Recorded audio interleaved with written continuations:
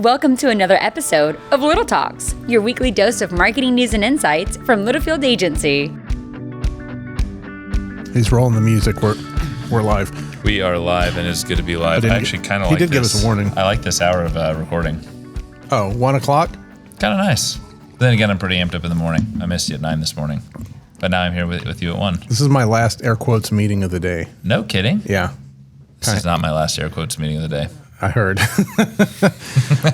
Welcome back to another edition of Little Talks with Littlefield Agency. I am Sam, and you are? Roop. Not Bill Paxton. No, I'm growing the beard back. I got my hair cut. I feel like I'm wearing normal clothes. Yeah, your haircut does look nice. I'm not going to lie. Yeah, that was nice, though. I think the Littlefield Players production of Twister did well. It was nice, and I think people enjoyed it, and we maybe have a new Halloween tradition. The team crushed it. That was amazing. Yeah. Was last year, 2 years ago, was Home Alone. Last year was... What was last year? Home Alone, they had me as Joe Pesci. Great. I loved that was a fun one. Reynolds with the Pepsi. That was amazing. Yeah. She's pretty good. So yeah.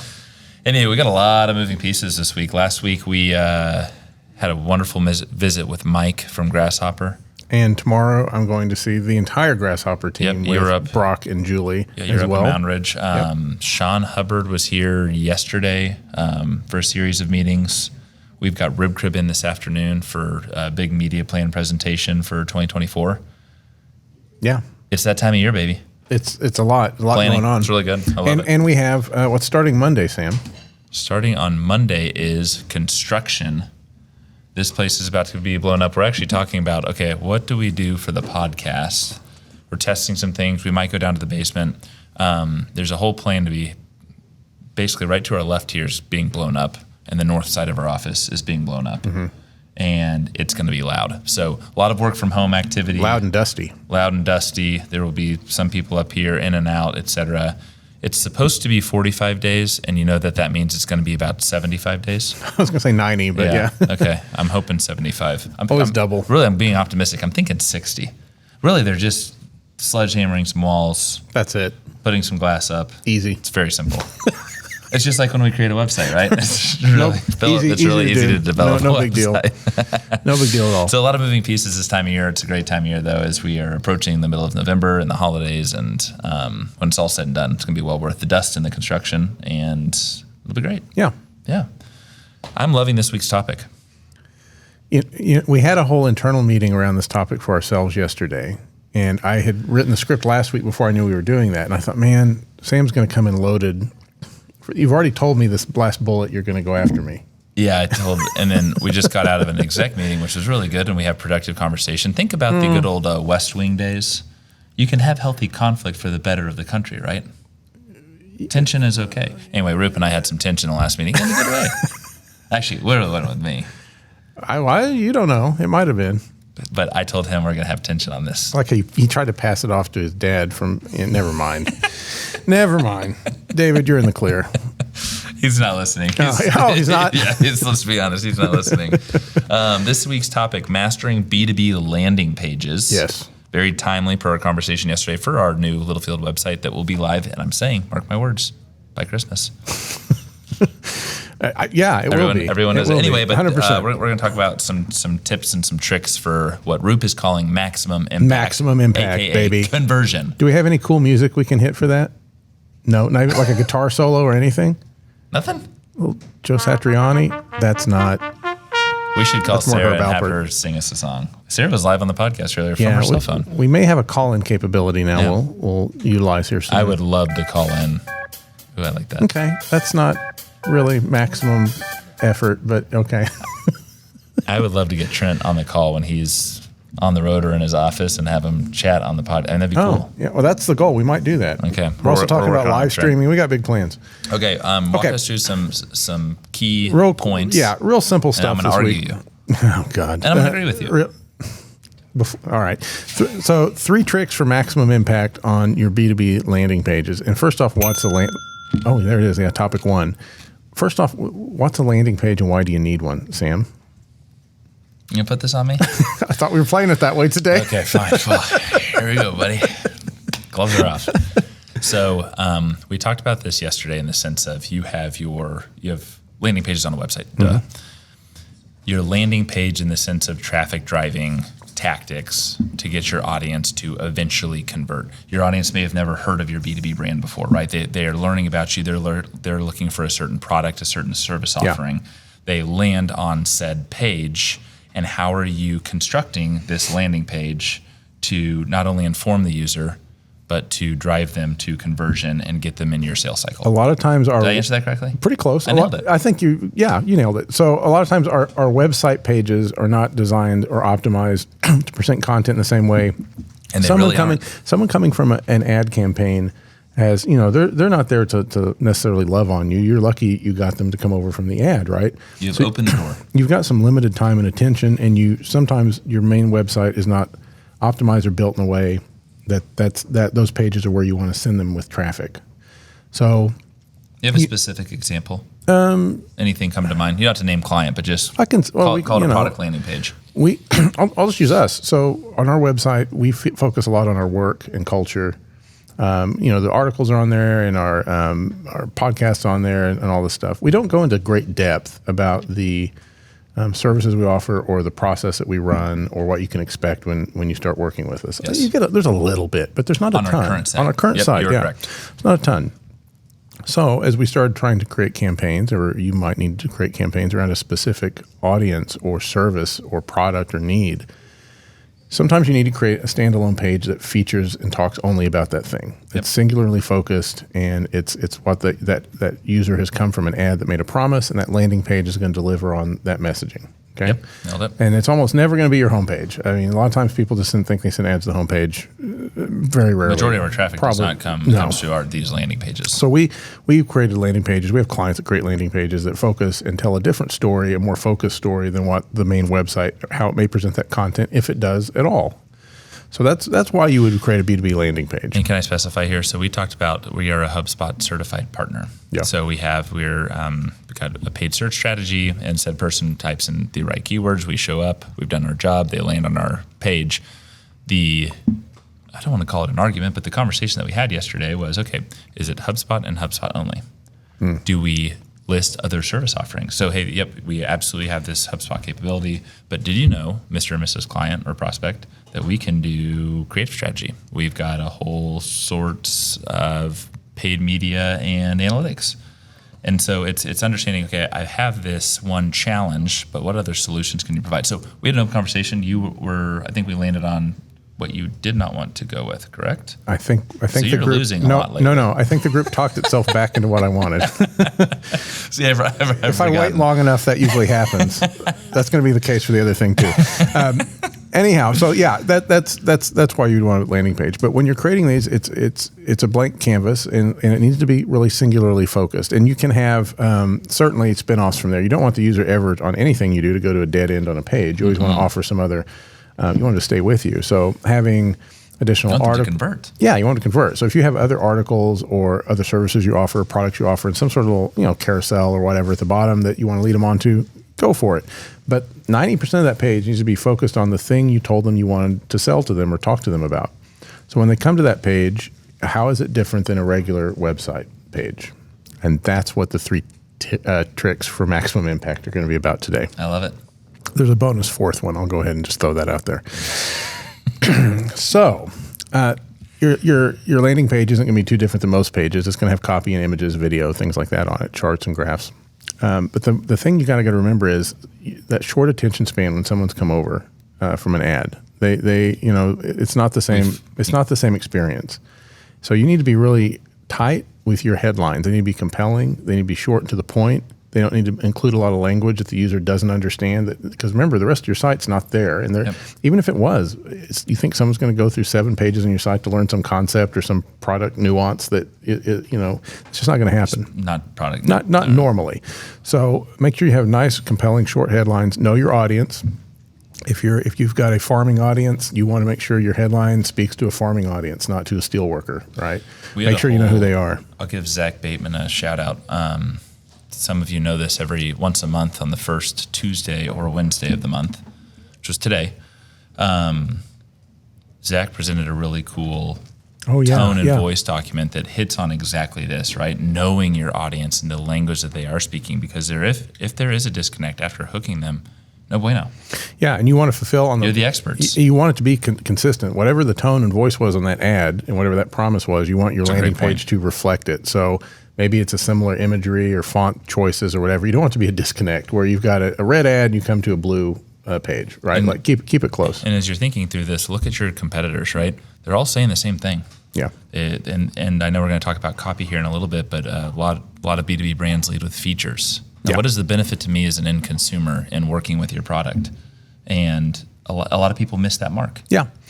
So compelling headlines is the first trick. You really spend some time on that and A/B test it. Go ahead and let there be a couple different versions and see what works. Yes. A/B test everything if you can.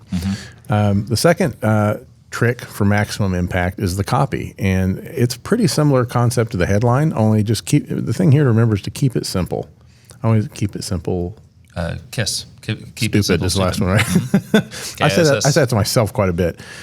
It's easy to over-explain. It's easy to think I only have this one opportunity and I have to tell them everything. I have to get it all in there. The truth is, if they don't convert on that page, hopefully you've got some mechanism to retarget or to re-engage with them through one of your other metrics or channels or whatever's going on. But keep it simple. Don't overcomplicate or make it labor for somebody. Remember, you've got them now. You've got them for 3 seconds. They hit the headline. They've gone down a little bit. Let's keep them going. Yes. Testimonials, case studies, client success stories. These all add credibility and trust to what the user's experiencing when they come in here. Those are great, but remember, always keep them simple. And the best way to keep things simple in the copy world, in my experience anyhow, is bullet points. Yes. People will peruse bullet points versus looking at giant chunks of copy. And we talked about it yesterday, right? 10 years ago, from an SEO standpoint, you just loaded the copy. Yeah. And guess what? At that time, people were reading copy. They're not. No. But what is your SEO strategy? We had a big conversation for our agency yesterday on baking in SEO, but also keeping it simple because they want to know the highlights, which are the benefits, the intriguing headlines. It's such a balance between having enough copy to feed the Google beasts for both SEO and SEM. They both have requirements, and making it work for a human in a way that's simple to understand. Part of our conversation yesterday, which is very relevant for your B2B brand, is you do all this work, but then your paid search strategy, and Beth was talking to us about this, your quality score isn't matching because you're using different verbiage and tone and points, just like Group alluded to earlier. So there are so many consistencies, which would be your overall web presence. But again, narrowing it down to on a landing page, you got to keep it simple, but you also got to keep it informative, right? The third trick for maximum impact is your call to action, your CTAs. You want to be very specific and very obvious with them. They need to stand out. There needs to be really one thing on that page that you want the user to do, whether it's buy a product, contact you, download a white paper, view a video, whatever that is. Subscribe to email. Subscribe to email. Whatever that landing page's objective is, make sure that the user understands what you're asking them to do. Make it obvious. Yes. And make it stand out, be clear about the action. And another tip I see a lot is using first-person language around that CTA. Show me the download. Give me the results. Tell me the whatever. I saw somewhere that gets about a 15 to 20% increase in overall conversion. Personalization. Yeah, like you're speaking to the audience, you're understanding, you're kind of becoming one with them, I guess. So yeah, that's the third one. There's a bonus tip, and Sam's going to come after me on this one. Bonus tip. Read it. This landing page is again designed to do mainly one thing: convert in one way. So in some cases, not all cases, Sam, but in some cases, in a lot of cases, you're going to remove. It makes sense. It makes sense. Of course, I will. It makes sense to remove the navigation. This seems crazy. Well, why wouldn't I want them to go look at my other products, my other services, and the people that work here and our news? Because they didn't come for that. They came from an ad. You weren't advertising an ad that said, hey, come read about my people and learn about these other 15 products and come read on. That's not the ad. The ad was probably about one service, one product, one thing. So if you really want to help the conversion rates, you don't give them off-ramps to go get lost and do other things. You just present the one conversion. That said, come on. There are times, which Sam's going to cover in a second, where that you can break that rule. Go ahead, Sam. So I have a question. He told me before we started he's going to do this. You know what? I should have told you. No, you shouldn't have.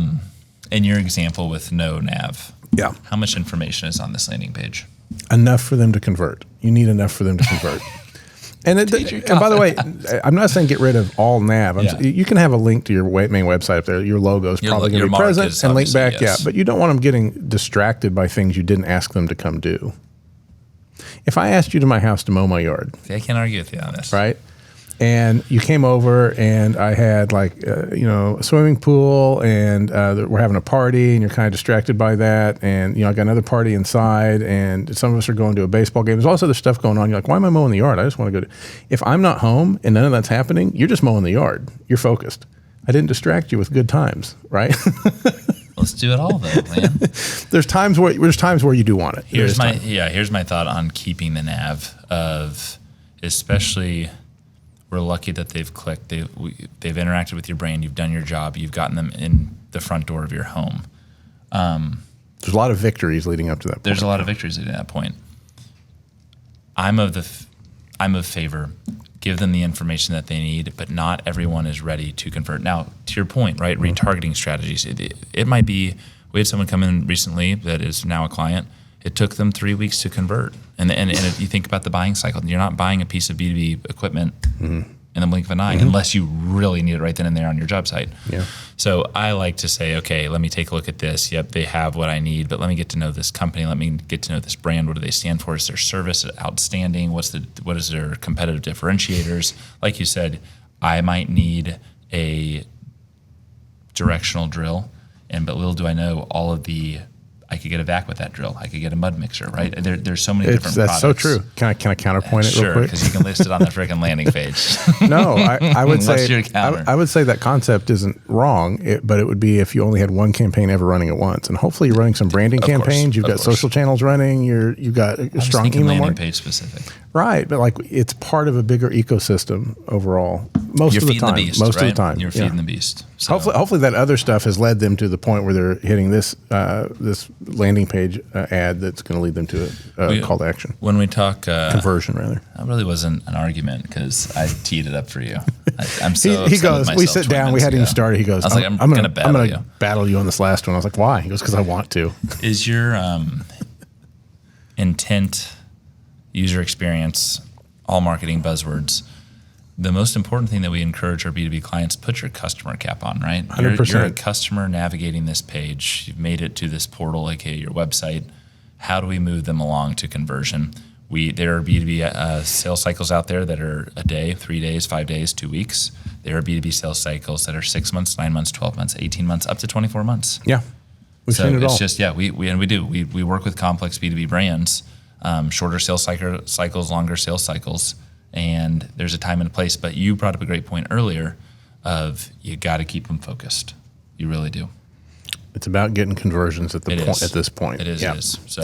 So this is timely because we just did this yesterday. Here's the for thing, ourselves, right? Yeah. There's so many. Wire this out, do whatever. Yesterday it was Roop, Chris, Rocco, and myself in a meeting room for 55 minutes talking about one page. But boy, it was thoughtful, and we walked away, and Chris brought up some great points that had kind of been deferred from last week. And he brought him back up, and you were like, you know what, that's a really good point. So there's a lot of collaboration on the agency side, on the client side, and it's important, and it's the dirty work, but it's worth it. And it's not a one size fits all template situation. No. Every client, including ourselves, is different and requires different handling. Yep. This is great. Per usual, there's a fuller POV on the website. Did that go live today? I think it went up last week. Okay. It's on LinkedIn too. Something went live today, and I haven't read it yet. But maybe it did go live today. Go live. I've been in meetings. Anywho, from us to you, we will see you next week. Are we here? We have no idea. We don't know. This construction is just going to be. It's going to be interesting. We know we won't be sitting right here because construction's 3 feet to the left. Unless they start there and they're working their way. It's going to be so loud. So we will keep you posted. Stay tuned. We might be in the basement. We might Brandon, call where in. are we going next week? Are we calling into Brandon? That'd be kind of fun. Brandon, do you know? I don't know if he said, I don't know, we might go to the basement. Are they going to hear what you just said? No, he says no. Man, I'd say Brandon made an appearance on the podcast. He deserves it. So we will see you next week. Thank you as always for listening. Roop, it's always a pleasure. Always a pleasure, Sam. Adios. See you next week. Bye, guys. And that's a wrap. We hope you've enjoyed our little chat and found ways to grow your own marketing strategies. Remember to subscribe wherever you listen to podcasts and follow us on social media @Littlefield Agency.